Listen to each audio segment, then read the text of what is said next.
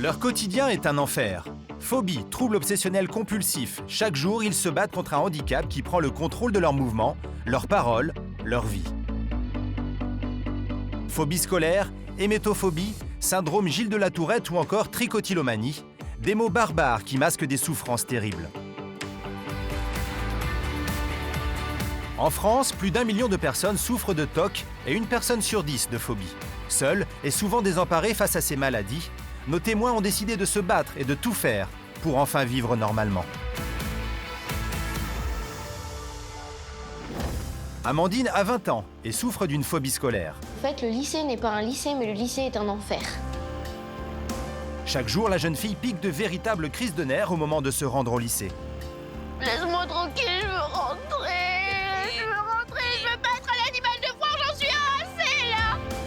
Une phobie qui s'est déclarée il y a 8 ans lors de son entrée en 6e. Incapable de suivre des cours normalement, ses parents tentent de la comprendre et de la soutenir. Mais je sais très bien que je fais des efforts et que c'est dur en ce moment et cette année. J'essaie de te motiver, mais on te force jamais. Aujourd'hui, plus stressée que jamais, Amandine doit faire face à un événement majeur, passer son bac. Moi je vais pas au bac, d'accord? T'as entendu? Je n'y vais pas. J'arrête tout, j'arrête les cours, j'arrête tout. Gary a 26 ans. Il est atteint du syndrome Gilles de la Tourette, une maladie neurologique qui génère chez lui des tics vocaux à caractère sexuel. Au revoir. Salut, Catin. Après une jeunesse douloureuse, Gary a pourtant appris à composer avec son handicap. Ça demande beaucoup de force mentale, ça fatigue énormément et c'est un cercle vicieux parce que plus je suis fatigué, plus j'en aurai. En formation professionnelle, il a réussi à décrocher un emploi en alternance dans une entreprise de la région, et ce malgré les insultes proférées aux autres employés.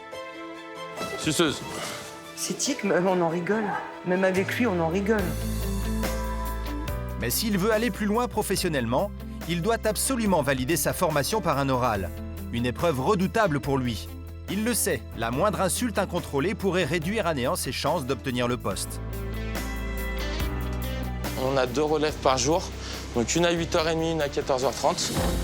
Jenny a 30 ans et souffre d'hémétophobie, une peur irrationnelle de vomir ou de voir quelqu'un vomir. Je préférerais être un cheval, au moins je serais plus tranquille. Ben pourquoi? Parce que je ne peux pas vomir. Pour éviter la moindre contamination microbienne, Jenny vit enfermée chez elle, seule, et passe ses journées à tout nettoyer. Depuis que je suis rentrée, j'ai dû me laver les mains 5 fois. Mais c'est une moyenne de 70 fois par jour. La jeune femme s'est peu à peu exclue du monde du travail et coupée de ses amis. Mes amis, je les vois pratiquement plus. Ils t'appellent plus. J'ai beaucoup perdu. Plus qu'une vie. Une situation qu'elle ne supporte plus et dont elle a décidé de se sortir. Est-ce qu'on se fixe un objectif? Les transports en commun. Diane, 21 ans, souffre depuis 14 ans de trichotillomanie, un trouble obsessionnel du comportement qui la pousse à s'arracher les cheveux de manière compulsive. Au tout début, ça a commencé sur les côtés, là. Ensuite, ça s'est calmé, et ça a été le haut du crâne. Et maintenant, en fait, c'est les deux, c'est là et le haut du crâne. Avec de véritables plaques chauves sur son crâne, elle tente de cacher son secret sous un bandeau qui la protège du regard des autres. Trop de regards de côté, de questions de « Oh, mon Dieu, mais qu'est-ce qu'elle a ?» Pas comme si j'étais un monstre, mais presque, quoi.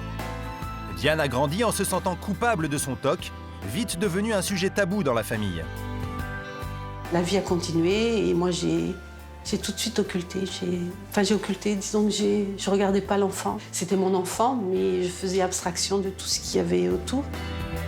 Aujourd'hui, elle veut mettre fin au silence et révéler le mal dont elle souffre. J'ai envie de me dire que c'est possible d'être comme toutes ces filles qui peuvent faire ce qu'elles veulent avec leurs cheveux.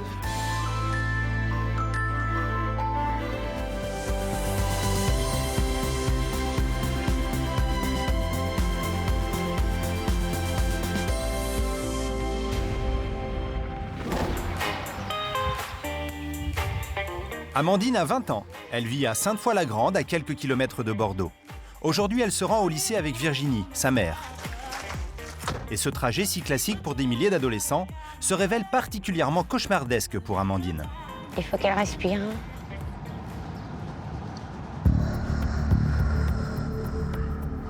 Là, je commence vraiment à paniquer sur cette rue parce que je sais qu'on n'a plus que 2 carrefours et puis voilà. Lily, ça va? On passe juste devant. Phobique scolaire, Amandine a une peur irrationnelle de l'école. Une pathologie qui touche environ 5% des adolescents en France. Aïe, je me suis fait mal, je me suis planté les ongles dans la peau. Comme chaque matin devant le lycée, sa phobie la paralyse. Malgré le soutien de sa mère, Amandine est incapable de sortir de la voiture. Allez, Lily, il faut descendre. Parce qu'on n'est pas en avance. Allez, Lily. Allez, Lily. Tu peux descendre ou pas?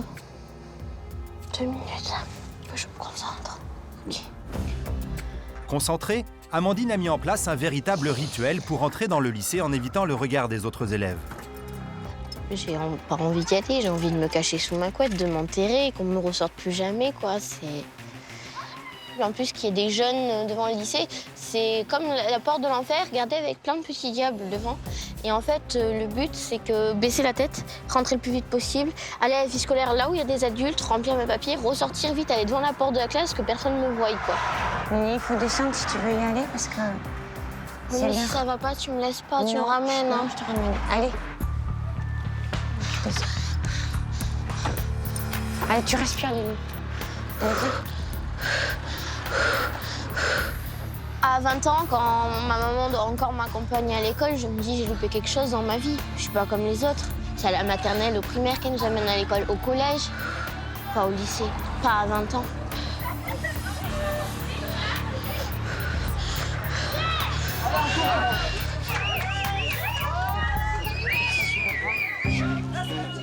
Lorsqu'elle passe la porte du lycée, Amandine est fragile. L'infirmière scolaire prend alors le relais et l'accompagne jusqu'à sa classe. Dans quelques jours, Amandine, qui bénéficie d'une scolarité aménagée, va devoir passer son bac. Elle a eu 2 ans pour effectuer sa terminale par correspondance, excepté pour les cours de philosophie, auxquels elle doit obligatoirement assister. Un enfer pour la jeune fille à court de souffle. Ça me stresse. C'est bon, rentrez. Allez. Ça va pas, je viens de voir. Oui, allez, essaye de tenir. Bonjour. Totalement désocialisée et sans amis, Amandine s'assied comme toujours seule au fond de la classe. La jeune fille prend même sur elle pour affronter le regard des autres. Devant une classe, moi je peux pas parler, j'en suis incapable. Je vais pas dire un mot, je vais m'effondrer, je vais me cacher, c'est horrible. C'est une victoire d'être arrivée à être là, même si je peux pas rester les 2 heures, même si je dois sortir avant. Le but étant de gagner la guerre, et pour gagner la guerre, c'est avoir le bac. Même si ça prend 10, 15, 20 ans, tant qu'on a le bac, ça veut dire qu'on a gagné la guerre. Amandine est déterminée à affronter cette peur irrationnelle qui pourrit sa scolarité depuis 8 ans. Elle n'a qu'un seul objectif, passer son bac. C'est à Saint-Véran, à quelques kilomètres de Lyon, que vit Gary, 26 ans. Taille de cul. Magasinier dans une entreprise, Gary vit un véritable enfer. Ouais, t'as 2 palettes? J'ai 2 palettes. Elles sont en bon état? Elles sont en très bon état. Ok. Nickel, allons-y. Zeb, tête de bite. Gary souffre du syndrome Gilles de la Tourette, une maladie neurologique qui génère des tics vocaux à caractère sexuel. Une demi? Sans le vouloir, Gary insulte tous ceux qu'il croise. Hop, nickel, connard.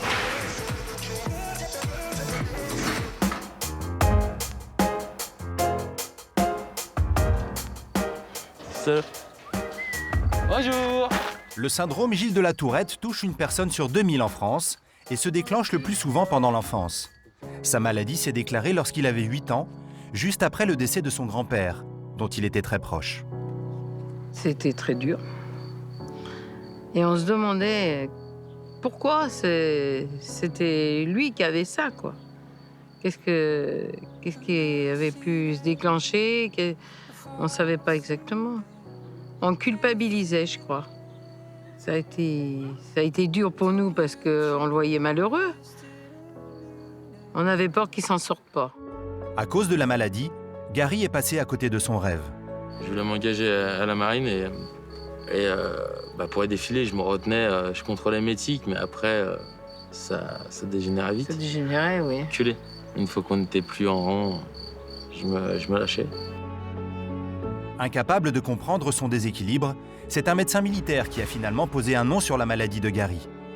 Un choc pour le jeune homme qui a dû apprendre à vivre avec sa différence. J'en ai bavé, ça c'est clair, mais je pense que c'est possible de s'en sortir. C'est tout à fait possible de s'en sortir. Il faut juste s'en donner les moyens et être bien entouré. Dans quelques jours, Gary va devoir affronter un jury professionnel pour obtenir un poste définitif dans l'entreprise. Un stress énorme qui augmente violemment ses tics verbaux. À tout moment, il risque d'insulter ses examinateurs et anéantir son avenir dans la société.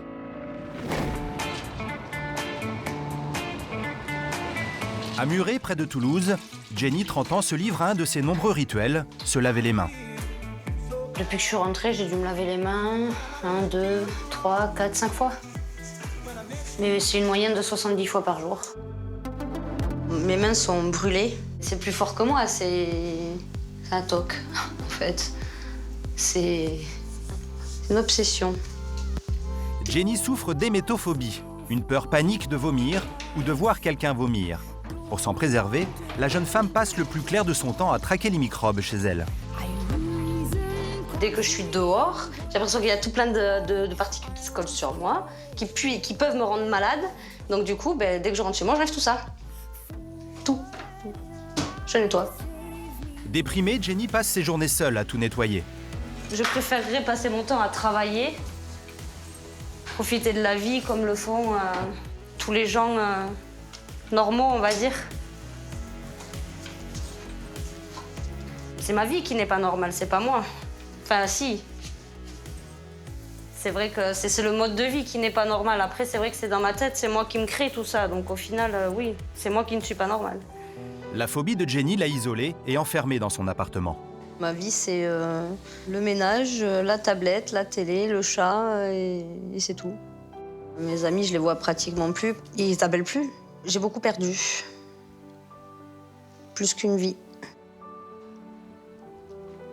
Je préfère rester enfermée chez moi que d'être malade. Parce qu'après, si je suis pas bien, je sais pas de quoi je serais capable. Parce qu'en réalité, je préférerais mourir que de vomir. Mais bon, au moins je suis en vie. Physiquement. Triste mais décidée à reprendre sa vie en main, aujourd'hui Jenny n'a plus le choix et doit, elle le sait, tout faire pour tenter de guérir.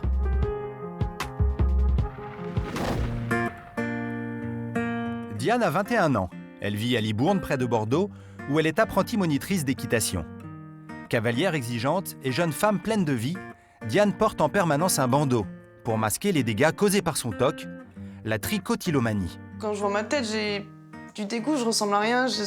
J'aime pas du tout me refléter dans le miroir, donc c'est ultra compliqué. Et je m'accepte pas tel que je suis. La trichotillomanie est un trouble obsessionnel du comportement qui consiste à s'arracher les cheveux de façon compulsive. Sa mère, Corinne, le découvre par hasard alors que Diane a tout juste 7 ans. Un choc pour cette maman. On vient de Port-Barcarès en voiture, on est allé passer le week-end là-bas. Diane me demande dans la voiture, maman, est-ce que les cils repoussent? Voilà. Ça commence comme ça. Et du coup, je fais pas trop attention, je suis en train de conduire, donc je lui dis, oui, ça repousse, mais pourquoi est-ce que tu me poses la question? Et puis ça s'arrête là, la conversation s'arrête là. Et c'est un jour après, il y a quelque chose qui a changé sur son visage et je ne sais pas quoi, j'arrive pas à trouver. Et à force de chercher, et je me dis, mais si, voilà, il y a des cils, les cils sont tombés, il n'y a plus de cils. Et puis les sourcils ont commencé ici, par là, à être un peu clairsemés. Et je vais consulter, et le médecin en consultation ne le dit pas devant Diane, me le marque sur un post-it. Et me dit, Diane est trichotillomane. Voilà, c'est comme ça s'arrête comme ça. Incapable d'accepter la maladie de sa fille, Corinne a refusé de voir la réalité et la transformation physique de son enfant. La vie a continué et moi j'ai tout de suite occulté. J'ai occulté, disons que je regardais pas l'enfant. C'était mon enfant, mais je faisais abstraction de tout ce qu'il y avait autour. Je sais pas comment vous expliquer. Pour moi, c'est ma douleur, quoi, c'est tout. Une douleur dont Diane se sent coupable et qu'elle porte depuis plus de 14 ans. Après, je peux pas leur en vouloir, c'est normal. Hein. Ils sont dans l'incompréhension, C'est compliqué à voir sa fille se faire ça, se faire du mal. Et être impuissant. Et puis être complètement pris au dépourvu parce qu'on peut rien faire. Et sachant que je le fais pas devant les gens, je le fais tout le temps quand je suis seule. Il pouvait pas être tout le temps avec moi quand je le fais, donc... Jour et nuit avec son bandeau, Diane lutte depuis toujours contre sa tricotylomanie. Elle parvient souvent à retenir son toc, parfois pendant plusieurs semaines, avant de sombrer à nouveau. C'est compliqué, quoi, d'après se dire, bon, ben, faut repartir à zéro, c'est... Tout ce qu'on a fait jusqu'à maintenant, ben, c'est foutu à la poubelle, quoi. Donc, j'ai envie de tester tellement de choses, mais j'en ai déjà tellement testé jusqu'à présent qui n'ont pas fonctionné que d'un côté, je suis fatiguée, mais d'un autre côté, j'ai envie de me battre. Contre ça, contre mes mains, contre ce que je ressens et ce que je vis, en fait. Aujourd'hui, et après 14 ans de maladie, Diane a enfin décidé de guérir et combattre ses démons. Clinique du cheveu, sophrologie, la jeune fille est plus motivée que jamais et est prête à tout pour s'en sortir, y compris à affronter le regard de sa famille.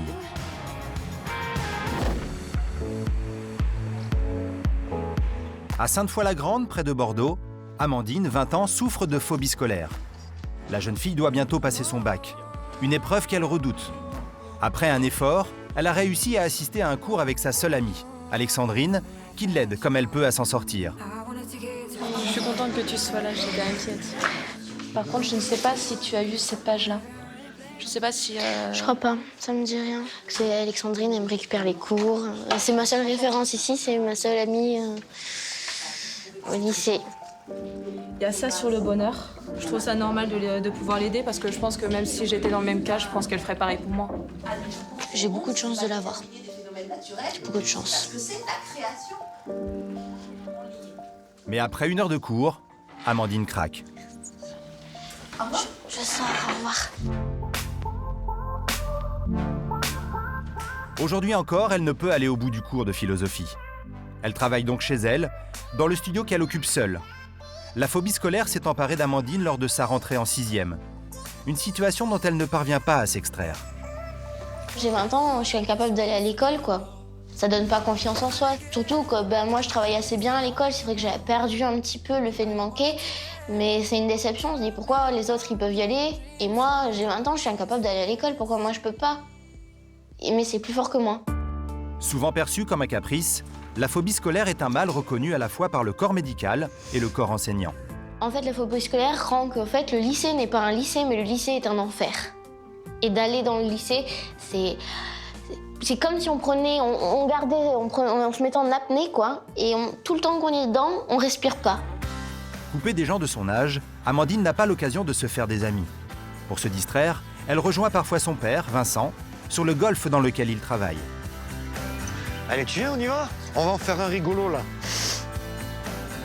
Et ce jour-là, inquiet, son père, qui ne sait plus comment s'y prendre pour l'aider, va tenter de l'encourager à quelques jours du bac. Est-ce que tu sens que tu vas pouvoir y arriver demain? Je sais pas, tu sais très bien que c'est au dernier moment que ça se joue. Hein. Parce que le bac, c'est pas très loin quand même, et ça fait un petit moment que tu n'y es pas allé. Je sais, mais bon, comme tu le sais, c'est pas... Je fais pas exprès de pas y aller, hein. Non, mais je sais, mais essaye de prendre un peu sur toi, hein. Ces paroles sont malheureuses et provoquent une fois encore une véritable angoisse chez la jeune fille qui se crispe. Allez, applique-toi, on n'en parle plus, applique-toi. Et explose soudain. Ça me stresse et me dire de faire un effort, il sait très bien que je fais un effort, et là, de dire ça, c'est bon, ça me...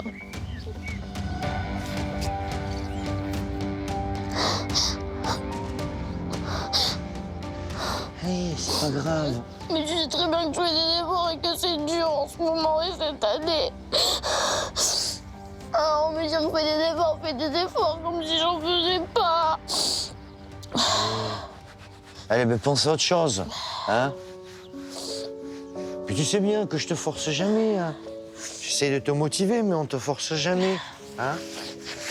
Je suis malheureux qu'elle soit malheureuse et qu'elle en souffre autant, parce que certains pourraient penser qu'elle est feignante, mais même nous, parents avertis du problème, il y a des fois où on se dit mais enfin, prends sur toi, fais un effort. Et donc forcément, vu de l'extérieur, où est la frontière entre un enfant qui a une phobie scolaire et un enfant qui n'a pas envie d'aller à l'école? Elle est très, très petite. Et pourtant, elle peut pas. C'est pas qu'elle veut pas, c'est qu'elle peut pas. Totalement incomprise, Amandine veut se prouver et prouver à ses parents qu'elle peut vaincre sa phobie et avoir son bac. C'est des efforts constants parce que je veux arriver à quelque chose, je veux avoir le bac, je veux faire des études, je veux avoir un métier qui me plaît. Mais malgré ses efforts, Amandine est toujours incapable de se rendre au lycée et à l'approche du bac, la jeune fille va littéralement s'effondrer et menacer de tout abandonner.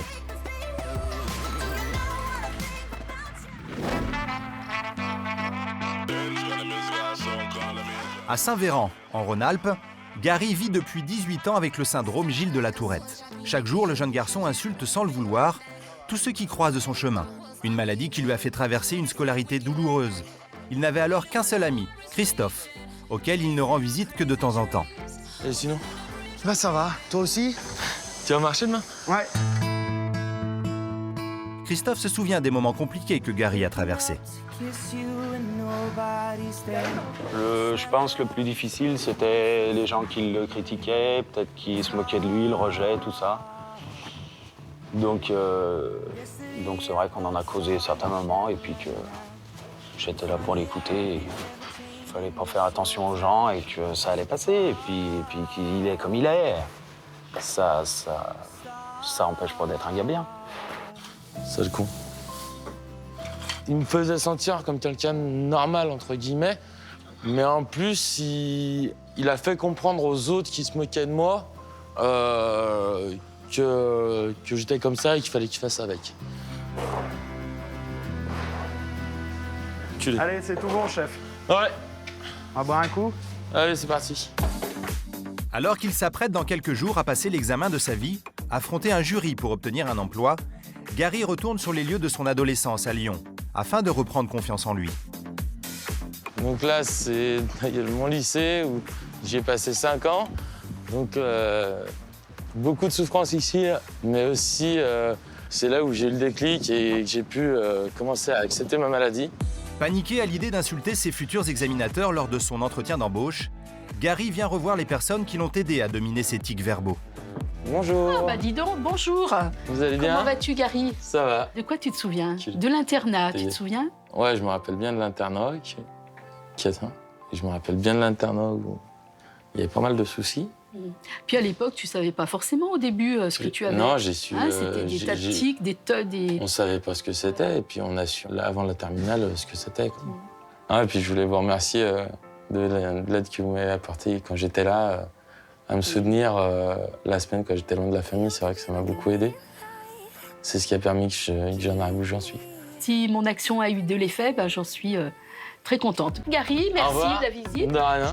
L'autre personne qui a marqué la scolarité de Gary, c'est son professeur d'électrotechnique. Bonjour.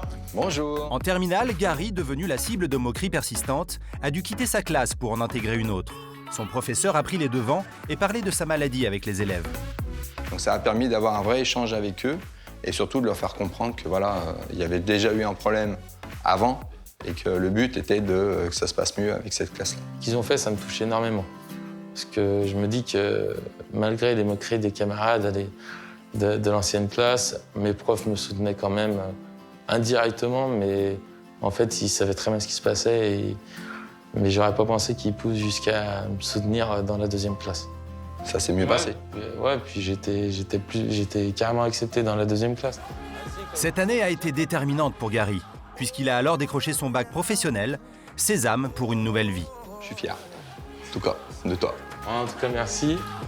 Se réconcilier avec son passé a permis à Gary d'accepter sa maladie et d'avancer plus sereinement.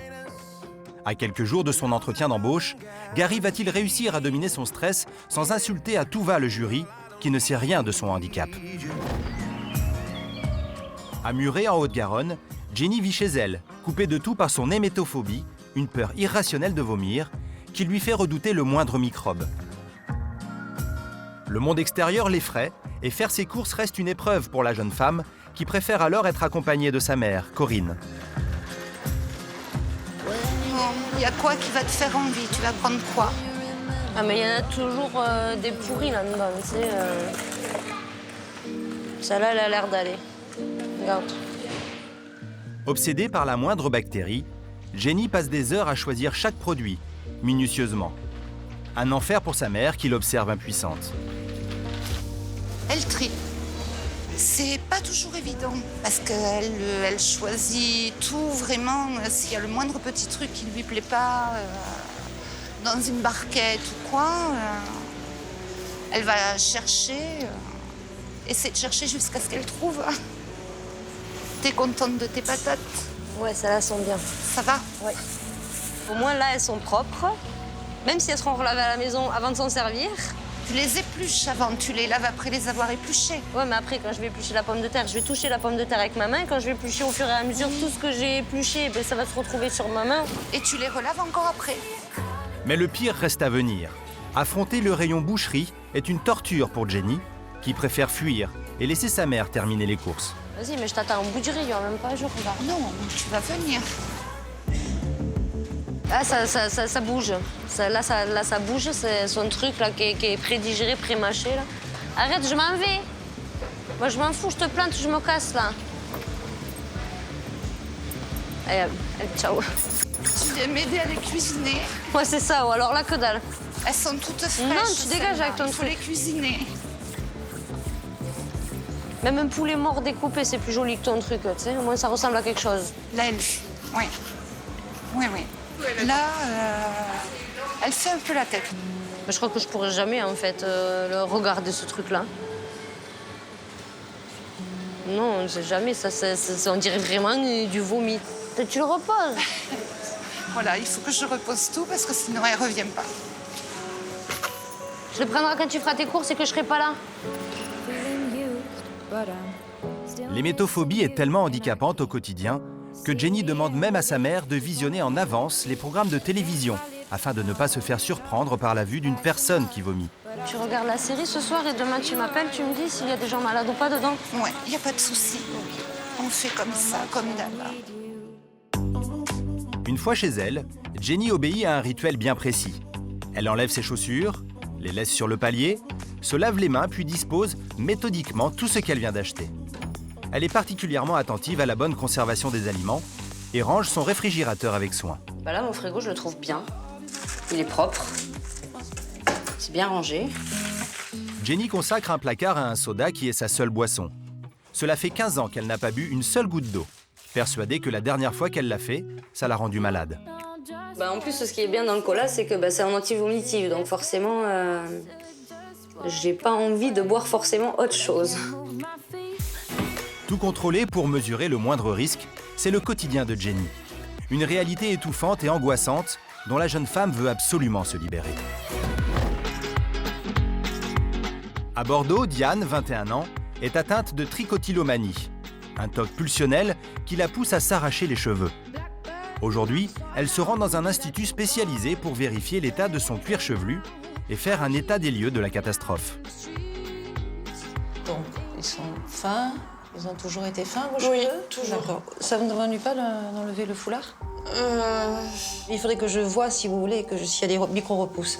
D'accord. Hein? Si on doit faire un traitement ou pas. Si on peut. Oui, je pense.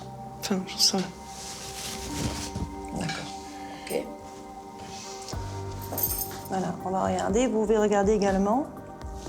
Vous n'arrachez pas, en fait, vous cassez votre fibre capillaire, vous n'arrachez pas les bulles, vous? Si. Et pourtant, vous avez des repousses. Hein. Vous voyez, là, voilà, une petite micro-repousse que vous avez ici. Mais vous avez arrêté un petit peu, là? Oui. D'accord. Depuis quand vous avez arrêté? J'ai arrêté pendant un mois, puis j'ai repris, là. D'accord. Et en fait, ça avait quasiment tout recouvert, et puis là, j'ai tout. Vous voyez, vous avez les petites micro-repousses ici. Ouais. Voilà. Mais il faut faire attention parce qu'effectivement, dans une vie, on n'a que 25 cycles de renouvellement. Et la durée de vie d'un cheveu, c'est entre 3 et 5 ans. Hein. Donc, à la longue, à force d'arracher, après, il n'y a plus de repousse. Parce qu'indépendamment de cet auto-arrachage que vous faites, vous avez certainement des chutes de cheveux. Bah oui, de toute façon, ils sont super cassants, ils sont... Voilà, mais parce qu'ils ne sont pas bien oxygénés en interne. Voilà, ça c'est important. Hein. Voilà, mais vous avez plein de micro-repousses, donc on peut réactiver cette repousse, effectivement, et puis surtout nettoyer en interne pour enlever ce sébum que vous avez qui étouffe. Hein. D'accord. L'examen du cuir chevelu de Diane est moins dramatique que prévu, ce qui remonte le moral de la jeune fille. J'ai envie de me dire que c'est possible d'être comme toutes ces filles qui peuvent faire ce qu'elles veulent avec leurs cheveux. J'ai envie d'avoir de jolies coiffures, d'avoir des jolies teintures, de faire ce que je veux. Quand je vois les photos, quand j'ai des copines qui se font des couleurs, qui se font des nouvelles coiffures, moi aussi j'ai envie d'avoir ça, mais je peux pas. Je peux pas avoir ça. Alors on me dit, il faut que tu rases. Non, je raserai pas mes cheveux. J'ai peur que justement en ayant les cheveux courts, ça va être pire, que je vais m'attaquer à partout, et donc je préfère autant avoir conscience que là j'ai des trous et là j'ai les cheveux longs, plutôt que d'avoir les cheveux courts partout et pouvoir m'attaquer à tout mon cuir chevelu. Pour stimuler la repousse, Diane va devoir enlever son bandeau. Une mission impossible. Quand vous êtes chez vous, vous l'enlevez, ce bandeau, n'est-ce pas? Vous vivez sans. Ah ben voilà. C'est comme une perruque, si vous voulez, c'est comme une casquette, c'est comme un casque que l'on porte toute la journée. Eh bien, ça n'est pas vascularisé, c'est pas oxygéné convenablement. Mais ça peut être sur 6-8 mois, ça peut être long. Enfin, long et pas long, en fait. 6 mois, c'est rien. Mais il faudrait accepter d'enlever le foulard. Tout le temps, non. Je peux pas. Le regard des gens est trop difficile. Après, je sais que je peux le faire toute seule quand je suis chez moi. Mais quand je suis vraiment toute seule, il n'y a personne d'autre, il n'y a pas mon copain, il n'y a pas mes parents, il n'y a pas ma mère, il n'y a personne. Le bandeau de Diane est à la fois son meilleur ami et son pire ennemi. Va-t-elle pouvoir enfin l'enlever devant son petit ami et sa famille? Pourra-t-elle accepter son complexe? Malgré sa volonté, sa guérison est-elle encore possible?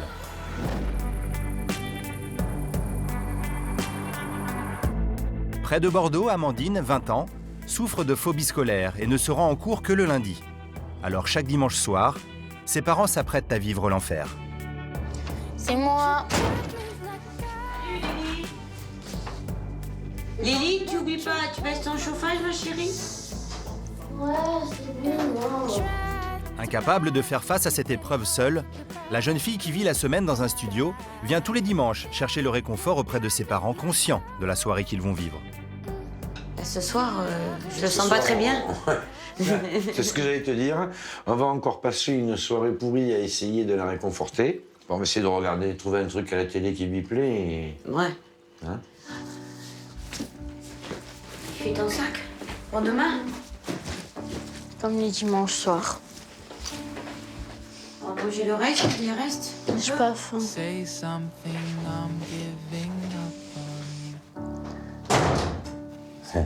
Ça commence à être la Amandine des dimanches soirs.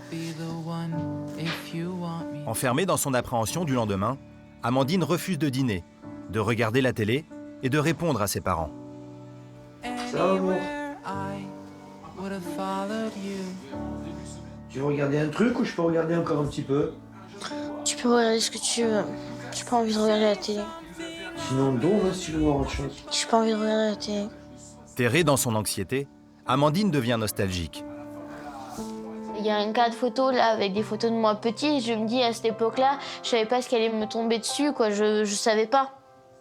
J'aurais mieux fait de jamais savoir en fin de compte, ou de savoir à l'avance pour me préparer.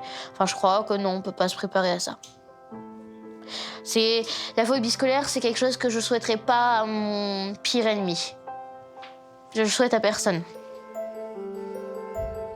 Et comme toujours, le dimanche soir, Amandine est tendue et devient très agressive, voire impolie avec ses parents.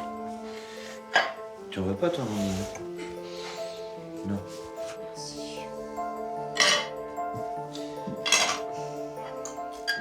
Tu peux pas faire un peu moins de bruit quand tu manges? J'aime pas entendre les gens manger. Quand moi je mange pas, ça me fait grincer les dents. Ça craque aussi, les dents. Quand tu manges du poulet, ça craque. Quand tu manges des patates, ça craque. Je suis sûre que quand tu manges un yaourt, tu fais craquer. Amandine est agacée par ses parents, mais elle ne s'imagine pas vivre ailleurs. Entre malheur et culpabilité, la jeune fille craque. C'est sûr que quand j'ai école le lendemain, c'est plus facile d'être ici que d'être toute seule chez moi. Je sais très bien que si je suis chez moi, je ferai que pleurer. parce que j'ai toujours fait une sorte de protection.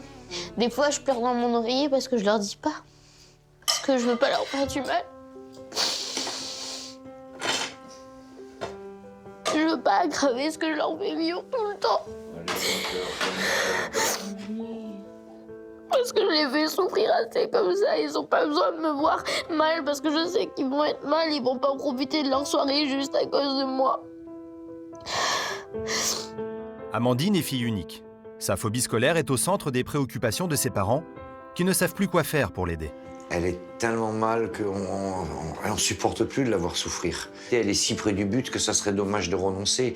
Mais si on avait su ce qui nous attendait, on aurait essayé de lui faire une formation, qu'elle ait un métier qui lui plaise, qu'elle soit heureuse, peu importe si elle n'est pas bardée de diplômes. Pour tous les trois, le bac fait figure de libération, de sortie du tunnel. Il reste l'objectif à atteindre, à tout prix.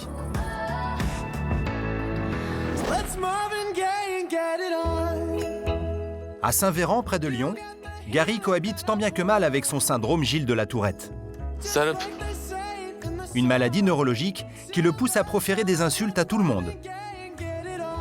Bonjour tout le monde. Ses amis font abstraction de ces insultes, surtout quand il est stressé. Je suis de tasse. Ouais. Ouais, toi, t'as fait quoi aujourd'hui? On a nettoyé la terrasse avec Amandine. La première fois que je l'ai connu, en fait, il était en train de parler avec quelqu'un que je connaissais très bien. Et en fait, je le voyais l'insulter, mais vu que je savais pas, ça m'étonnait d'autres personnes de pas répondre. Donc je commençais à m'énerver, puis après, on m'a expliqué ce qu'il avait. La première impression que laisse Gary aux inconnus, c'est une série de jurons et quelques tics physiques. Une réalité difficile à vivre au quotidien et qui lui demande d'énormes efforts pour se contrôler en public. Ça demande beaucoup de force mentale et ça fatigue énormément. Ça fatigue énormément et c'est un cercle vicieux parce que plus je suis fatigué, plus j'en aurai. Parmi les moments pénibles du quotidien, faire ses courses. Gary doit se concentrer pour ne pas insulter et provoquer une réaction hostile dans les rayons ou auprès des caissières. Ta gueule, bonjour madame. Excusez-moi, je voudrais savoir si vous avez des ampoules, s'il vous plaît. C'est le premier rayon sur votre gauche, là. D'accord, merci bien madame. Au revoir.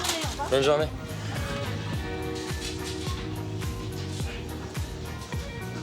Tête de bite, attention.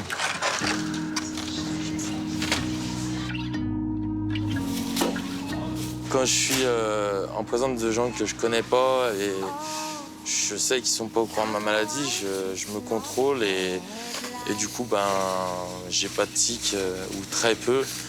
Puis en général, même si j'en ai, les gens viennent pas me faire la réflexion. Et si Gary a une volonté d'acier, son syndrome est parfois plus puissant encore. Salope, ta gueule. Arrivé à la caisse, Gary, stressé, perd totalement le contrôle et est atteint d'une véritable crise d'insultes qui laisse la caissière sans voix. Bonjour. Bonjour. Danke. Hop, Ketin. Elle connaît. Ça. Merci bien. Au revoir, bon courage. Gary a souffert pendant des années du regard et du jugement des autres. Il se sent aujourd'hui plus fort et a décidé de venir en aide à ceux qui sont comme lui, en créant un groupe de parole sur les réseaux sociaux. Je comprends ce que tu traverses. Je suis passé par là et c'est pour cela qu'il ne faut pas se fier au regard des autres et apprendre à les ignorer. Il y a un message, je m'appelle Nicolas, j'ai 14 ans. Je suis diagnostiqué avec un syndrome de Gilles de la Tourette depuis mes 12 ans.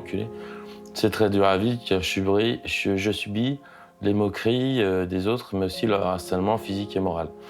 Donc voilà, ça c'est la période justement de l'adolescence la plus dure. Quand je leur réponds, c'est vraiment un message d'espoir que moi j'y suis passé, mais que maintenant je m'en suis sorti. C'est pour ça que je veux tout faire pour arriver, pour qu'ils arrivent à s'en sortir eux. Et pour moi, c'est le seul moyen que j'ai trouvé vraiment pour aider d'autres personnes qui souffrent de ça. Le syndrome de la Tourette est une maladie qui conduit à l'isolement amical, mais aussi affectif. La solitude me pèse surtout quand on sort avec les copains, qu'on va au resto et qu'ils sont tous en couple. Ma maladie a déjà fait fuir plus d'une femme. pour ce genre de relation, c'est vraiment un obstacle. Mais d'un côté, je me dis que si elle comprenait pas ça, elle me méritait pas. Dans quelques jours, Gary s'apprête à vivre le jour le plus important de sa vie, passer un entretien professionnel devant un jury pour obtenir un emploi. Le jury ignore sa maladie et la moindre insulte ruinerait toutes ses chances.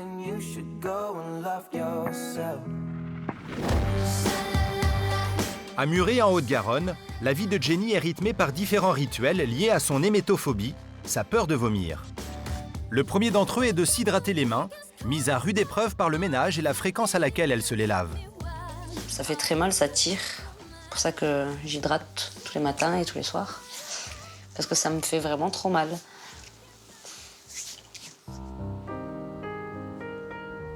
Je me sens pas super jolie.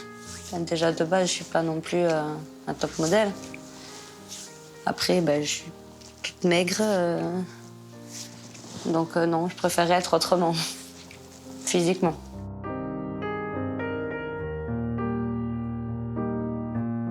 Alors, pour se réconcilier avec son reflet, Jenny n'hésite pas à user d'artifices. Se maquiller, en fait, c'est...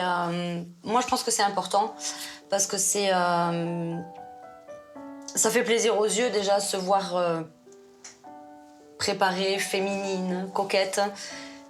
Déjà, ça fait du bien à soi-même. Et puis, c'est ce que les gens derrière voient, en fait. Les gens dehors, c'est ce qu'ils voient. Et voir des gens malades, généralement, les gens, ils aiment pas trop, ça leur fait peur. Donc, du coup, j'essaie de faire un effort dès que je peux. Il faut être positif.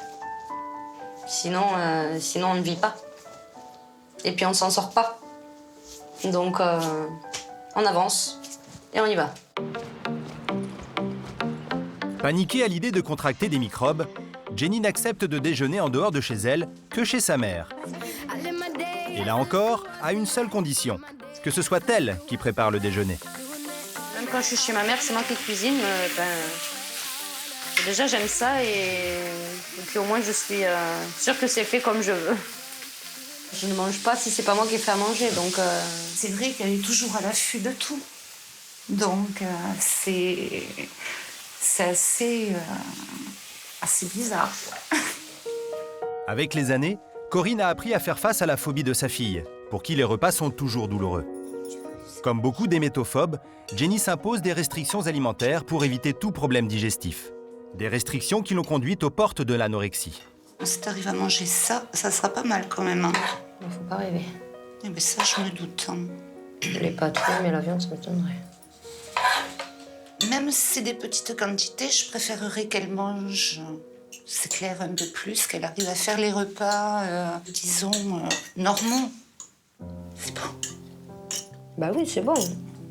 Mais bon, j'ai pas faim. L'hémétophobie qui ronge Jenny préoccupe aussi sa mère, qui n'en comprend pas l'origine. Est-ce que c'est quelque chose Ça a toujours été comme ça. J'ai mal fait ou... Bah non, pas toi. Ou quelque chose que je n'ai pas fait. C'est clair que ce serait plus simple de te voir bien. Que tout soit normal. Je suis pas heureuse de la voir souffrir. Parce qu'autant elle croit que ma maladie, c'est de sa faute. Mais si elle souffre aujourd'hui, c'est de la mienne. Je préférerais être un cheval, au moins je serais plus tranquille. Mais pourquoi? Parce que je ne peux pas vomir. Prisonnière de sa phobie, Jenny voit la vie s'écouler sans parvenir à en reprendre les rênes. Épuisée par des années d'anxiété, elle s'apprête à rencontrer un spécialiste pour enfin s'en sortir.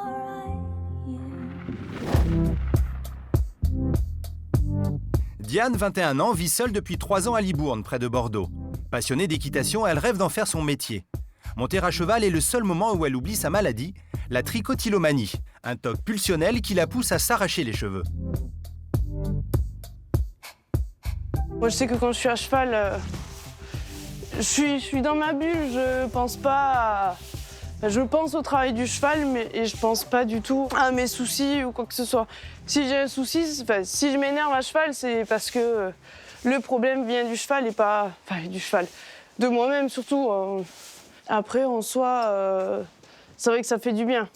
Ça me vide la tête, ça permet d'être apaisé, on va dire de sortir de cette bulle de... Pas de routine, mais de boulot, quoi. Donner le foin, enfin... Ça reste un métier assez physique, donc ça fait du bien de faire monter à cheval pour se vider la tête, quoi. Elle ne supporte que le regard des enfants, innocents et sans jugement. Et redresse-toi, Alice. Si tu tires sur la bouche, elle partira pas au galop. Fans de leur monitrice, les petites cavalières ne prennent pas conscience de la portée des paroles de leurs chansons. Diane et Lisa, elles sont trop belles. Diane et Lisa, elles ont les cheveux lisses. Diane et Lisa, elles ont les cheveux lisses. Souffrant terriblement du regard des autres, Diane n'en parle à personne. Elle le verbalise auprès de sa meilleure amie Anne-Claire, qui ne l'a jamais vue sans son bandeau. Un pas énorme pour Diane, très émue, qui se confie sur le mal qui la ronge. Je peux pas faire de photo d'identité, je peux pas faire de photo de passeport. Je peux pas aller chez le coiffeur. Je peux rien faire, en fait. J'ai des trous dans la tête, parce que je m'arrache les cheveux, en fait. J'ai atteint une trichotillomanie. C'est un TOC, trouble obsessionnel du comportement. Et tu l'as encore? Oui. Ouais. Genre vraiment, c'est un truc, t'as essayé de voir un médecin, enfin t'en as parlé à ton médecin et tout? Ils m'ont envoyé voir des psys. Ces médecins m'ont envoyé voir des psys, puis les psys m'ont envoyé voir des médecins? Non, m'ont envoyé voir des sophrologues. J'y suis jamais allée parce qu'à force de dire bon ben on va t'envoyer ici, on va t'envoyer là, on va t'envoyer là, c'est bon au bout d'un moment. Puis bon, les psys pour me dire ah ben oui, ça va pas dans votre famille. Merci, je crois que je suis déjà au courant, quoi. Tes parents non plus, tu leur montres pas, tu leur parles pas? C'est pas un truc dont on parle. Enfin, au début, ils m'en parlaient. Ils le savent, mais... Au bout de 14 ans, puis bon, je pense qu'ils ont appris à faire avec, mais c'est vrai que ça a été vachement difficile au début pour eux et vis-à-vis de moi, quoi. Enfin, c'était affreux. Parce que c'était un sujet tabou? Ouais, mais en fait, on est passé d'une extrême à l'autre. Ils m'en parlaient tout le temps. T'as arraché tes cheveux, ça se voit, t'as arraché tes cheveux, arrête de mentir. Tu mens comme tu respires. Ça, c'est mon père, il me l'avait sorti une fois. Oh putain. Il te le reprochait, de t'arracher les cheveux? Ouais. D'accord. Alors que c'est un truc que tu contrôles contrôles pas. Puis il m'a envoyé à l'école sans bandeau, sans rien, donc du coup j'avais tout qui était dégagé. C'est vrai que ça a été vachement... compliqué. Ah ouais, franchement ça a été affreux. Puis voilà, puis avoir... déjà que rien que toi, tu sais très bien que tu fais une connerie quand tu le fais en fait. Oui. Alors en plus on avoir une couche... Tu peux pas le contrôler.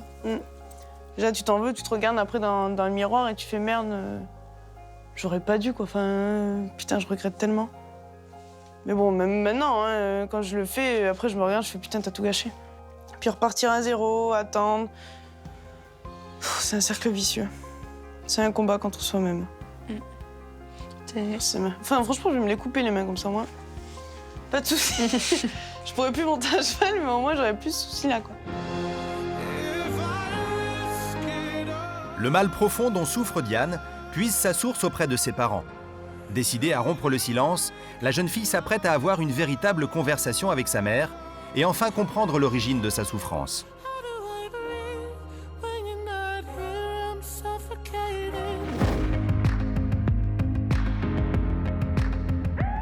À Sainte-Foy-la-Grande, en Gironde, c'est une journée compliquée qui commence pour Amandine, phobique scolaire. Comme tous les lundis, elle doit aller au lycée suivre son cours de philosophie. Mais elle vient de recevoir une très mauvaise nouvelle. Elle n'a pas les professeurs qu'elle aurait aimé avoir. Ce sont deux professeurs qui sont très compréhensibles, qui connaissent les problèmes de phobie scolaire. Donc on va essayer de se battre. Lily, ça va? Top. Tu penses que tu vas pouvoir y aller ou pas? J'en sais rien. Ça m'énerve, ils en rajoutent là avec tous ces trucs-là. Le système pourrait faciliter pour les personnes phobiques comme moi les épreuves du bac, quoi. C'est pas sorcier de mettre des professeurs que je connais, que j'ai déjà vus, qui... Tu sais très bien que j'ai déjà essayé. Hein. Donc aujourd'hui, je vais y aller voir les responsables. Et tu sais que maman, elle s'est toujours battue. Hein? C'est encore un combat. On va essayer de le gagner encore, comme on a gagné tous les autres. Hein, ma chérie? D'accord? Soutenue par sa mère, Amandine parvient à prendre sur elle et se préparer. Dans un peu moins d'1 heure, c'est l'école, les cours. Il faut aller au lycée, rentrer dans le lycée. Donc forcément, j'ai la boule au ventre, je suis angoissée, j'ai du mal à respirer. Et plus ça se rapproche, plus le stress. Lily, c'est bientôt l'heure. Hein? On va y aller? Allez, on y va.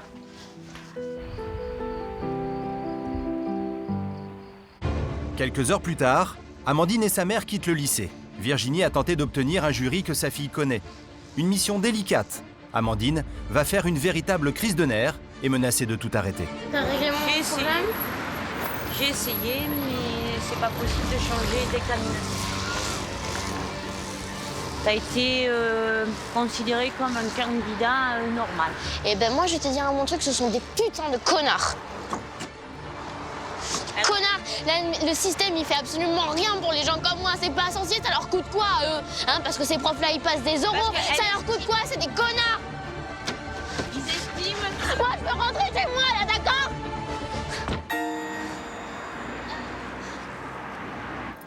Lily, moi, je vais pas au bac, d'accord? T'as entendu? Je n'y vais pas! J'arrête tout, j'arrête les cours, j'arrête tout! Tout! J'arrête tout! Si c'est à cause de ça, j'arrête tout! Maintenant, on me parle plus! tu vas pas ne pas aller au bac à cause de 2 examinateurs, c'est tout? Si, parce que moi, ça me perturbe!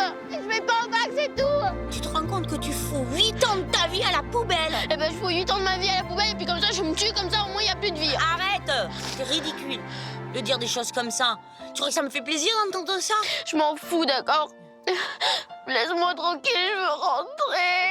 Je veux rentrer, je veux pas être un animal de foire, j'en suis assez, là. Tout le monde me regarde avec ça, en plus. Déprimée, énervée, Amandine n'en peut plus et à quelques jours de l'épreuve du bac, tout est à refaire. La jeune fille va-t-elle tout abandonner? Ses parents sauront-ils la rassurer et la convaincre?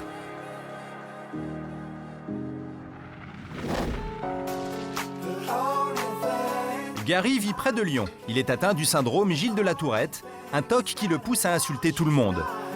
En formation d'agent logistique, il s'est battu pour décrocher un emploi en alternance dans une entreprise de la région. Ce travail, pour moi, c'est vraiment une revanche sur la vie parce que du coup, il y avait que 3 places et on était 12 au départ. Donc j'ai pu vraiment prouver que j'avais des connaissances malgré mon syndrome. Avant d'avoir ce travail, c'est vrai que dans le cul, je te baise. J'ai eu beaucoup de refus par rapport à ma maladie. Et ça a toujours été pareil. Les patrons avaient peur de la situation handicapante. Enfin, pour moi, on a nos 2 bras, on a nos 2 jambes.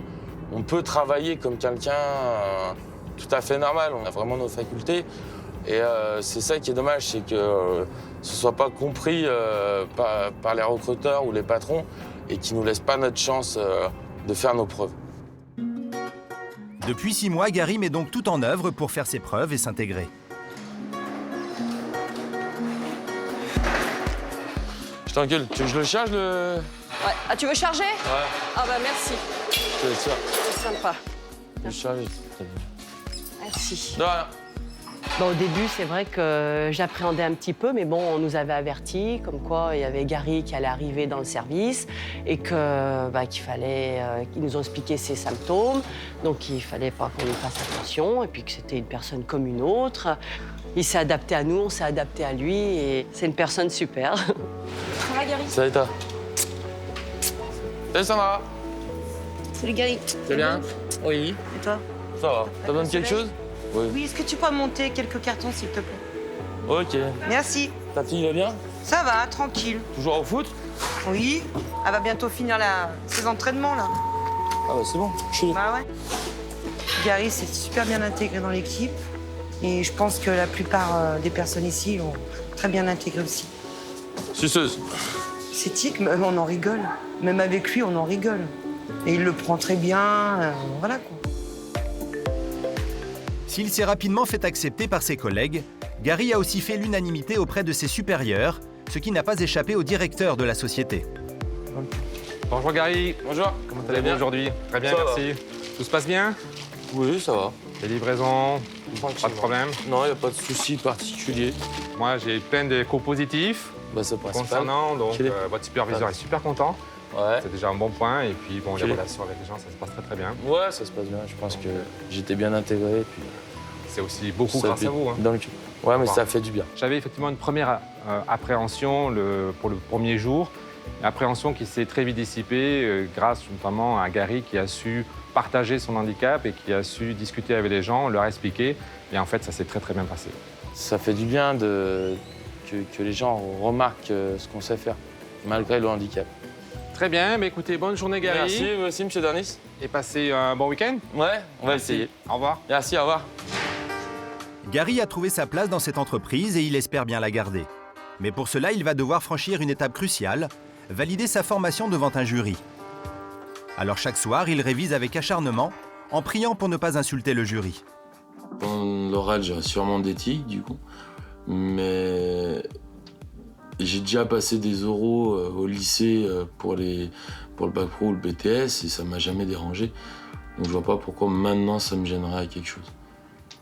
Donc c'est pour ça que je suis assez confiant. Même que le jury, je le connais pas, j'en connais très bien. Gary reste confiant, mais il le sait, à la moindre insulte, il pourrait tout perdre.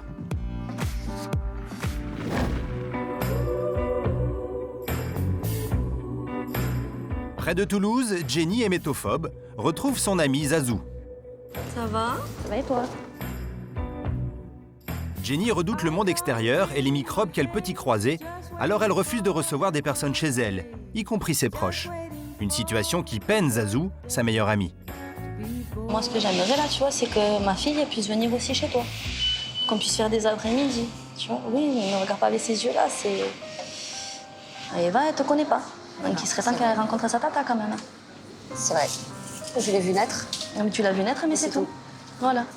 Et toi, ça te donne pas envie d'en faire, que moi j'en ai, que ton frère il en a, ta soeur aussi. T'imagines, une nausée matinale, comment je fais? C'est les choses de la vie, ça, c'est normal. Et après, le bébé, quand il naît, tu sais, ça va y arriver d'être malade. Je fais quoi? Je vais pas laisser mon enfant comme ça, malade, tout seul dans son coin et que je peux pas le toucher, que je suis Ça t'aiderait peut-être à surmonter la maladie. L'hémétophobie de Jenny a cruellement modifié son destin. Impossible pour elle d'avoir un simple travail et surtout un enfant. Un drame pour cette jeune femme qui rêvait simplement d'une vie normale. Moi, j'ai confiance en toi et là, t'as déjà fait un pas en avant en venant me voir. T'as déjà fait un très grand pas en avant. Maintenant, il faut que t'avances petit pas par petit pas. Et doucement, tu arriveras.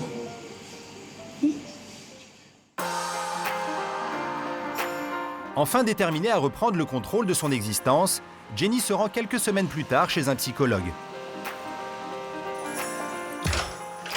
Bonjour.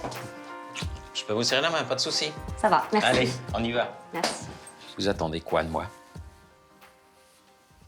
Bah, que vous m'aidiez à aller plus loin. Plus spécifiquement, vous aider comment?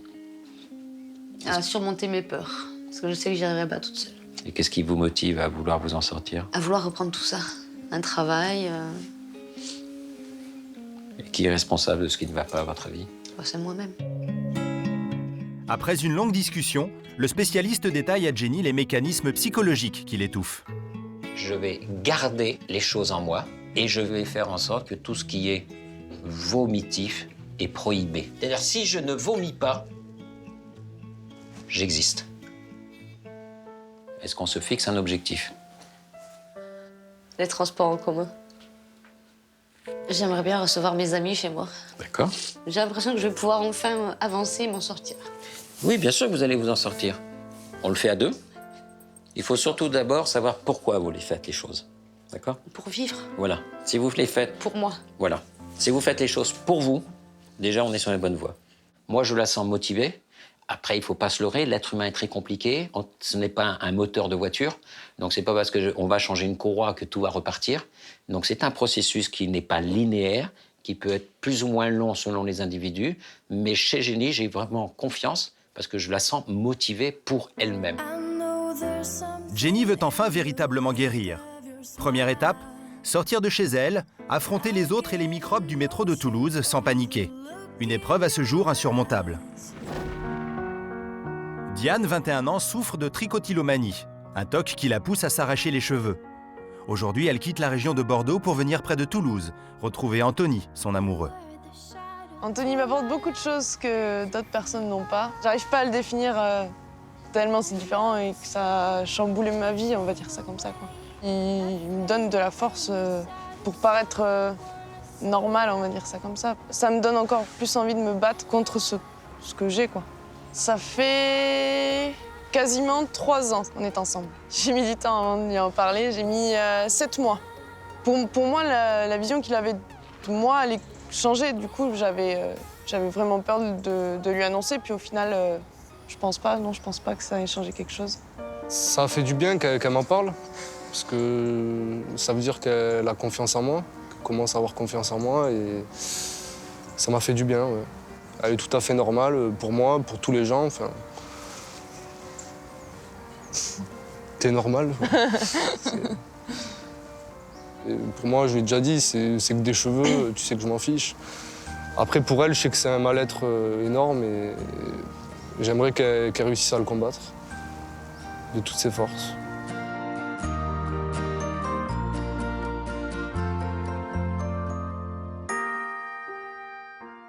Combattre la trichotillomanie de toutes ses forces, c'est aujourd'hui la volonté de Diane qui est venue chercher de l'aide auprès de Ève, une sophrologue qui pratique l'hypnose. Ensemble, elles vont tenter de comprendre d'où viennent les crises de Diane. Est-ce que vous pensez que vous êtes une personne très angoissée, très stressée? Oui. Est-ce que vous avez remarqué si justement il y a plus de moments où vous arrachez les cheveux? Oui, mais c'est souvent. Voilà. Oui, c'est donc, on pourrait faire un lien entre les stress, les angoisses et les moments où vous arrachez. D'accord. Ouais. Ah oui, totalement. Il faut savoir que vous avez l'émotion qui arrive. Si vous la laissez monter, vous allez devoir faire beaucoup plus d'efforts si vous êtes tout en haut pour pouvoir redescendre que si de suite, vous reprenez le contrôle, vous reprenez les commandes et hop, bon, il y a eu un petit accroc. Voilà. Et à partir de là, c'est vous qui reprenez le contrôle, c'est vous qui êtes aux commandes de votre vie. Parce que là, le but, avec toutes ces séances, que ce soit sophrologie et même hypnose, c'est de reprendre ce contrôle, si vous voulez, parce que vous êtes actrice, vous êtes créatrice, vous êtes le metteur en scène de votre avenir, de votre futur. Donc c'est mettre en place tout ce qu'il faut pour que cet avenir soit positif et que vous puissiez vous libérer de tout ce qui est inconfortable pour vous dans votre présent. D'accord. D'accord ? Donc, première phase, détente, respiration. Deuxième, le négatif, qu'est-ce qu'on en fait? Il se passe tel ou tel événement. Qu'est-ce que je fais pour pas que ça s'accumule et que je monte en pression? Et troisième, c'est accepter de revivre du positif. Une fois qu'on a cette base-là, on a des outils. Donc là, moi, ce que je propose en sophrologie, c'est des outils pour une gestion émotionnelle.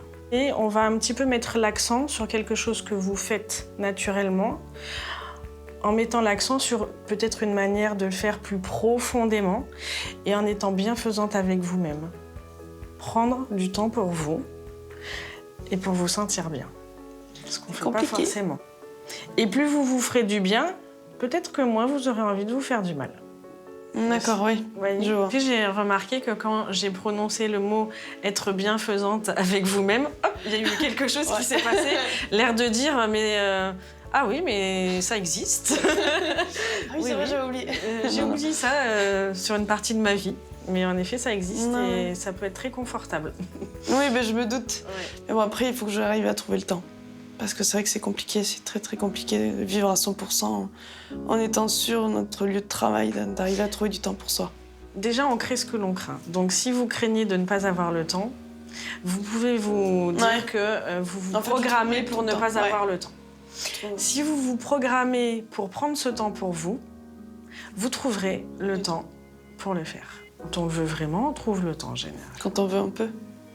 Alors, je ne serais pas aussi généraliste, mais... Non, parce que si je voulais, ça ferait longtemps que... Voilà, c'est pour ça que je ne serais pas aussi généraliste dans la phrase. Ouais.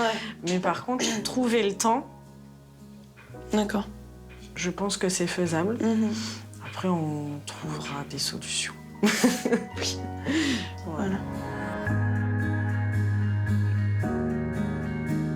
Convaincue, Diane se sent prête à mettre le processus proposé par la sophrologue en place. Un processus qu'elle considère comme celui de la dernière chance.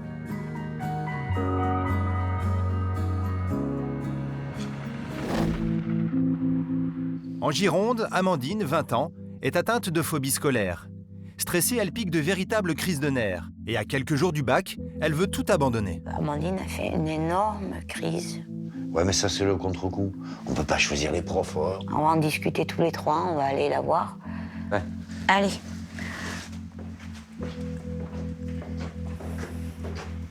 Je suis incapable de parler dans une langue étrangère à quelqu'un que je n'ai jamais vu de ma vie, que je ne connais pas. C'est pas possible pour moi. C'est juste impossible. Bon, ça a toujours été possible jusqu'à présent quand tu étais toute seule. C'est pas possible pour moi. Et Mais si, c'est pas possible, mais j'ai pas envie d'en parler. C'est juste pas possible. Moi, je ne veux pas passer avec les profs, ces profs-là. Je veux passer avec des profs que je connais, que je sais qui vont pas me foutre la misère. Lily, tu as bien vu que j'ai essayé, que c'est pas possible, quoi. Maintenant que les convocations sont toutes envoyées. C'est bon, là. Tu sais, tu te débrouilles bien. J'ai plus envie de parler. Je veux pas y aller si c'est pas ces profs-là. Amandine, tu vas pas foutre en l'air 8 ans de combat, quoi. C'est bon, arrête là. C'est pas ton combat, c'est le mien. Donc laisse-moi. C'est le nôtre, nuance. Moi, j'en ai marre. Je suis désolé, je m'en vais.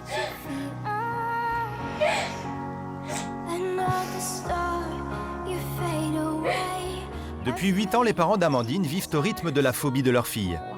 Désemparés, ils ne savent plus quoi dire ni faire pour tenter de la raisonner.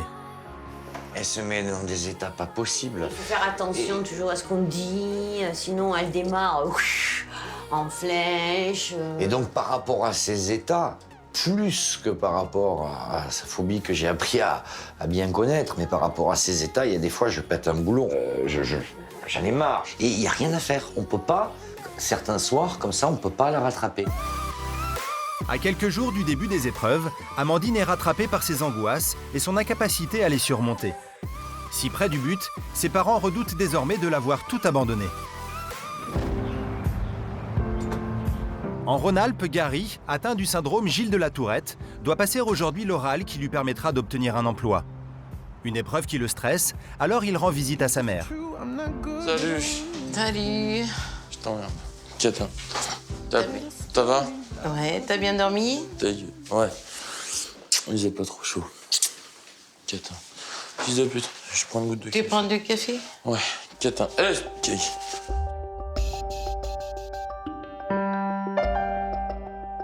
Tête de bite. Zub. Et Katin. Ouais. Alors, ton examen?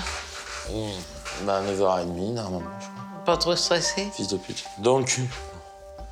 Plus stressé de ce qu'il y a à faire avant. Il le sait, son stress amplifie sa maladie. À tout moment, il risque d'insulter le jury et ruiner ses chances d'obtenir son emploi. Zop. Tu baises. Salut. Au revoir. Salut. Katin. Et puis je te dis merde. Ouais, ça va aller. Allez, à ce soir. Courage. Merci. Ça va, Hervé? Gary sera bientôt évalué par un jury de 4 personnes, dont 2 qu'il ne connaît pas. En attendant l'heure de l'examen, il se lâche et laisse sortir tous ses tics, comme pour conjurer le sort. Shit. Je me sens un peu stressé quand même parce que si je le valide pas, ça compromet mon embauche par la suite. Donc c'est vrai qu'il y a de l'enjeu, donc un peu stressé, mais on essaye de passer outre et de penser à autre chose. Je me défoule avant que le jury arrive, et puis quand le jury sera là, ce sera blocage total. Et puis s'il y en a un ou deux qui m'échappent, bah, tant pis. C'est comme ça, et puis ils sont au courant. Salope. À chaque fois que je suis un peu stressé ou quoi, c'est tout de suite puissance 10. Donc c'est vrai que c'est un peu dur, mais c'est surtout fatigant à contrôler, mais on y arrive. L'enjeu est de taille pour Gary. Malgré son assiduité dans le travail, dans quelques heures, il saura si sa maladie a réduit à néant ses chances d'obtenir un emploi. À Toulouse, Jenny poursuit une thérapie pour se délivrer de son hémétophobie. Alors aujourd'hui est un grand jour, elle va devoir descendre dans une station de métro, une véritable épreuve pour la jeune femme. Le métro, c'est très, très confiné. C'est sous terre, c'est pas aéré. Il y a beaucoup de gens qui sont susceptibles d'être malades, de foutre leurs microbes un peu partout, sur les barres, sur les sièges. C'est pas forcément super bien nettoyé. Donc, c'est une source de. Comment on dit? Là où on attrape ces choses-là, quoi. C'est un nid. Donc on approche doucement du métro. Vous ressentez quoi là? Du stress. Du stress. Donc respirez tranquillement. Pour l'instant, on est encore sur la place. Donc on descend tranquillement. Ça va là? Vous ressentez quoi? Plus de jambes. Plus de jambes, d'accord. Et à part les jambes, qu'est-ce que vous avez perdu en cours de route? Le cerveau. Le cerveau, d'accord. Respirez tranquillement. Il faut bien rester détendu, bien sentir les émotions qui montent. Donc là, regardez, on rentre dans un hall. Donc là, respirez tranquillement, prenez le temps, il n'y a pas de souci. Vous voyez, là, on est comme dans un magasin, sauf qu'il n'y a pas de vêtements de bouffe, mais on est comme dans un magasin, vous voyez. Est-ce que quand vous rentrez dans un magasin, vous avez peur? Non. Et ici, pourtant, vous ressentez l'anxiété. Donc vous voyez bien que votre cerveau ne se positionne pas sur l'ici et maintenant, il se positionne déjà par projection sur ce qui pourrait éventuellement arriver. Il vous fait stresser, il vous fait paniquer, il vous coupe les jambes, il coupe la respiration. Et voilà. Vous comprenez? C'est de l'imagination quelque part. Je crois que j'ai jamais été aussi loin en fait depuis très longtemps dans un métro. Donc moi je suis quand même contente. Mais déçue à la fois, j'aurais aimé aller un peu plus loin. Mais bon, la prochaine fois. Aujourd'hui, on sait que le génie va arriver à dépasser cette problématique-là, ce qui prouve bien que les hémétophobes, il existe toujours une porte de sortie. Toujours. Bravo. À 30 ans, après des années d'enfermement dans une phobie particulièrement handicapante, Jenny avance résolument vers sa nouvelle vie.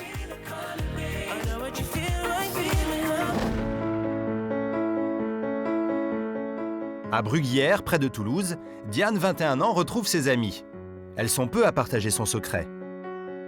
Ce soir, Diane a besoin d'elles pour leur avouer qu'elle a malheureusement replongé et qu'elle recommence à s'arracher les cheveux.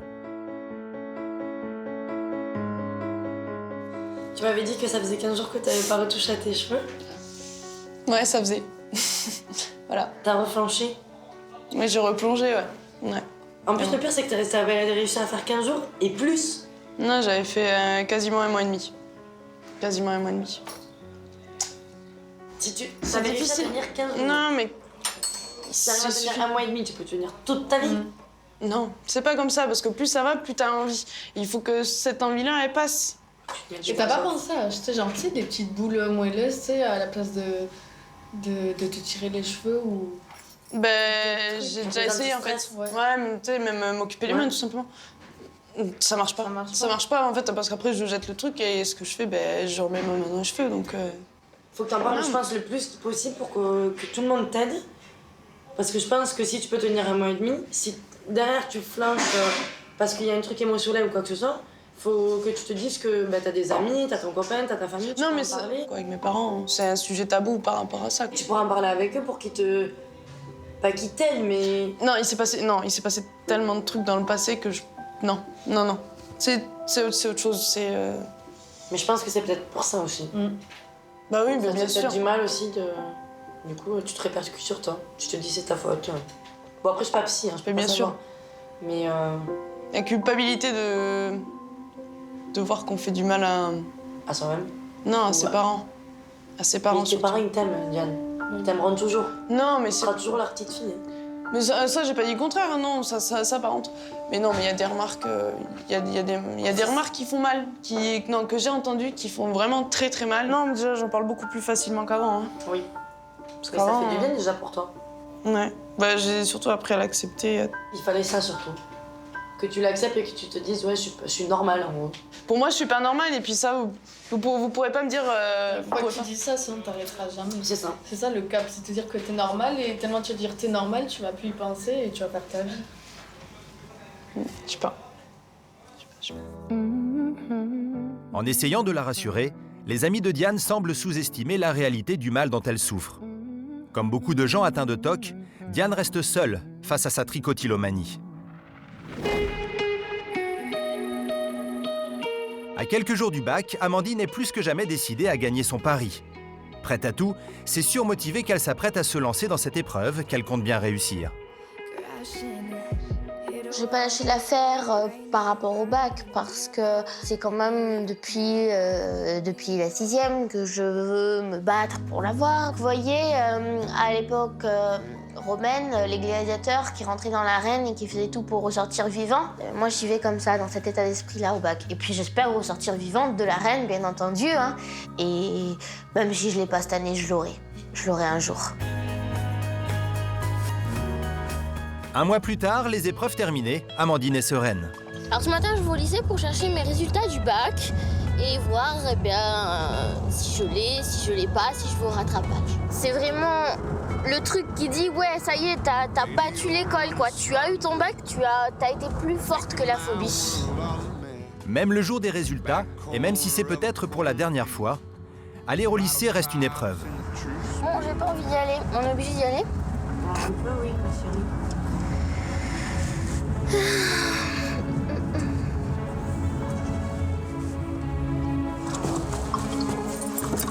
Pas de crise pour le moment, mais je vous assure qu'à l'intérieur, je suis très stressée. Tout est très contracté, mon ventre, je suis crispée. Mais bon, les dés sont jetés. De toute façon, on peut plus rien faire maintenant, je suis impuissante. Il faut juste que je voie le résultat, c'est tout. Voilà. Et quelques minutes plus tard... Je m'en doutais, je suis tellement stressée. Amandine, donc, pour avoir le bac, il faut aller chercher 11 points. C'est rien du tout. C'est pas grand-chose. Ça ira se chercher. Depuis 8 ans, ses parents se battent aux côtés d'Amandine pour l'aider à décrocher le bac. Ses résultats, ce sont un peu ceux de toute la famille. Ouais, papa, c'est moi. J'ai eu le rattrapage. Il me manque juste 11 points. Tous les profs m'ont dit que c'était rien à récupérer, 11 points. Et pour info, tu veux savoir quelle est la meilleure note que j'ai eue, que jamais j'aurais pu espérer? J'ai eu 15 en espagnol, 15! Elle a jamais fait d'espagnol encore. Non. Moi, je suis très contente. Voilà.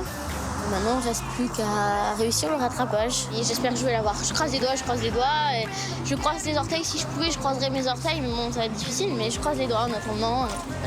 Et il me tarde juste une chose, c'est que ça soit bon ou mauvais, au moins que ça soit fini, que le stress soit fini. 11 petits points. C'est ce qui sépare Amandine de la fin de son cauchemar. 11 points pour une porte de sortie définitive de la phobie qui la ronge depuis plus de 8 ans.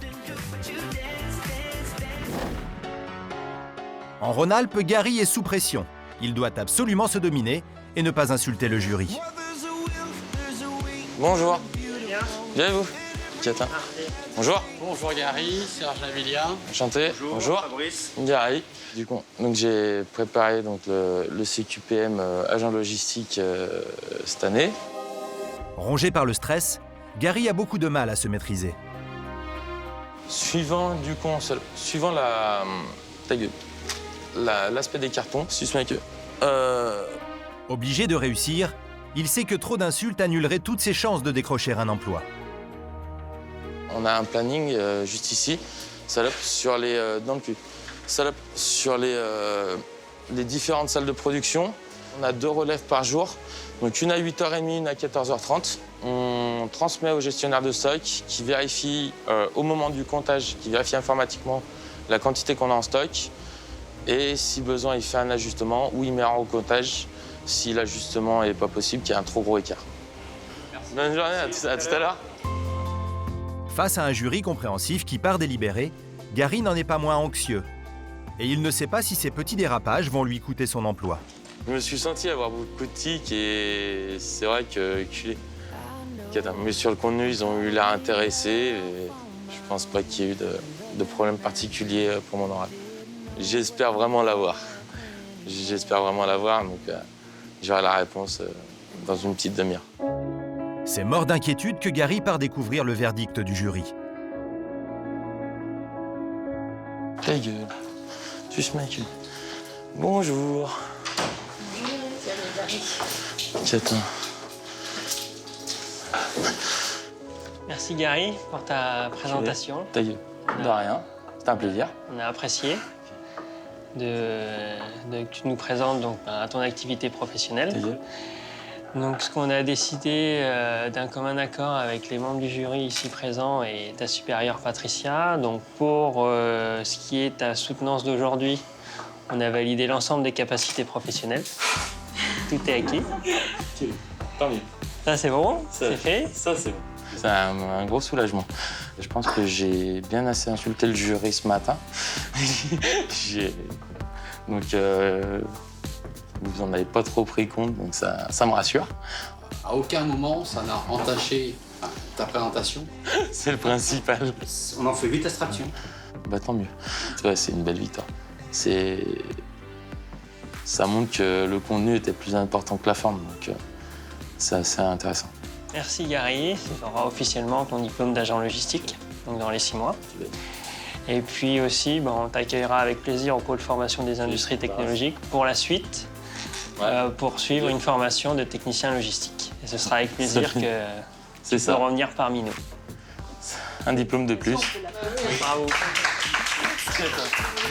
Merci. Pour la suite de ma carrière, je suis beaucoup plus optimiste qu'en début de journée. C'est pas parce qu'on a cette maladie qu'on est bizarre, qu'on peut pas vivre. Il faut travailler sur soi, mais c'est possible de vivre avec, de vivre une vie normale, d'avoir des amis, de trouver du travail et de le garder. Pour Gary, la victoire est totale. L'obtention de son diplôme résonne comme une revanche sur la vie et le handicap. Il a réussi à dominer son syndrome Gilles de la Tourette et l'avenir semble enfin lui sourire.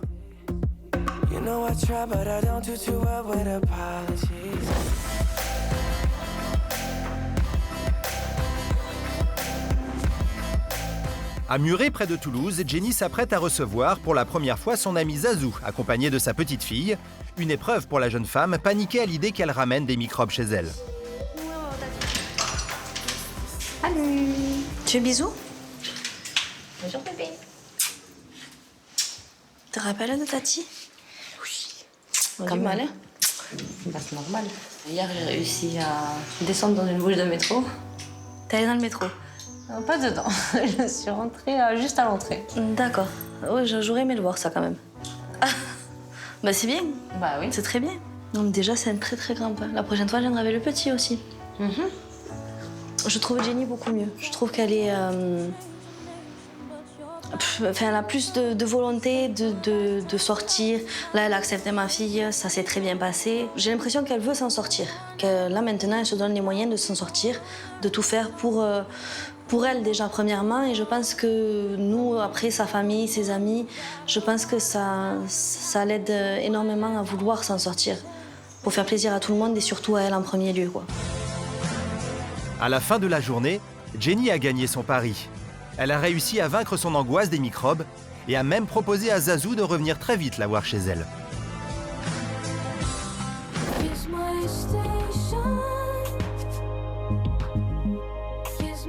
À Bruguière, près de Toulouse, Diane passe le week-end chez ses parents. Pour la première fois depuis des années, elle parle enfin avec sa maman des raisons qui l'ont poussée à s'arracher les cheveux. Je ne cherche plus à donner une raison, à comprendre. Enfin, comprendre si je voudrais toujours, mais disons que je vis avec et j'ai accepté le fait que peut-être ce n'était pas de mon fait.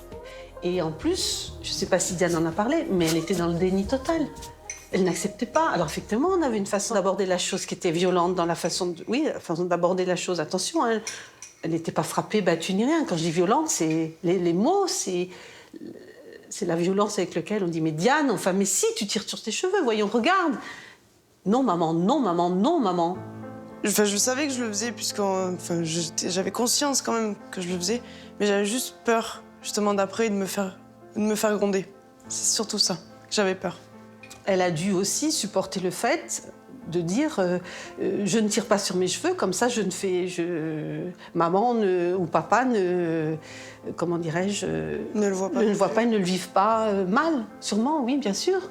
Vous l'emmenez elle veut partir faire un stage d'équitation, vous l'emmenez, et puis le moniteur ou le directeur du centre vous dit vous ne m'avez pas dit que Diane s'automutilait.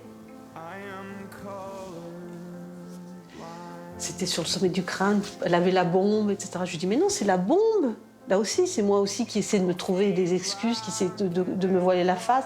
Elle a un trou, elle a une tonsure au niveau du sommet du crâne et vous vous dites, mais non, c'est le frottement de la bombe sur le sommet du crâne qui fait que le cheveu est parti. C'est une façon de nier. De nier, de dire que mais non, elle se tire plus les cheveux. Partout il y en a, mais pourquoi là? Et puis, au fond de vous, complètement, quand vous êtes tout seul, que vous rentrez, vous savez très bien que ça a recommencé et puis que ça a attaqué d'autres endroits, que c'est plus simplement derrière les oreilles ou dans la nuque. Et maintenant, c'est sur le sommet du crâne. Puis après, ça va devenir devant. Mais on ne touche plus aux cils, on ne touche plus aux sourcils. Car pour la mère de Diane, la tricotylomanie a toujours été un sujet tabou. Je ne pouvais pas en parler parce que pour moi, c'est tout douloureux. Et ensuite, c'est pareil, le regard des autres est important. Qu'est-ce que je n'ai pas fait de bien? Qu'est-ce que j'ai... Le conseil qu'on va me donner, j'ai pas envie de l'entendre. Est-ce que tu as pensé à... Les gens ne connaissent pas, donc forcément ils ne savent pas, ils vont vous donner le conseil que vous n'avez pas envie d'entendre et que je ne vais pas suivre de toute façon, donc je n'en parle pas. Un silence qui a muré Diane dans une solitude douloureuse et une culpabilité de chaque instant. Pour la première fois depuis des années, la mère et la fille brisent le tabou et évoquent ensemble le TOC dont souffre Diane. C'est compliqué, hein. Compliqué à comprendre. Je sais très bien qu'il faut pas que je le fasse. Ça, je le sais très bien, hein. J'en ai conscience. Mais tu te rends compte après, une fois que c'est fini. Donc, quand tu rentres dans une sorte de bulle, que t'es... C'est comme si, en fait, t'étais...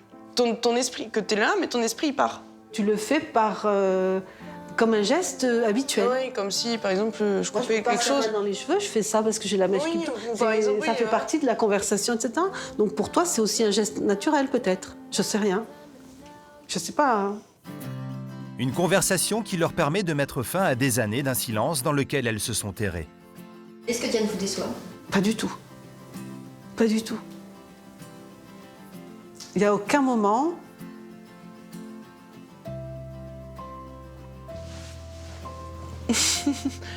Non.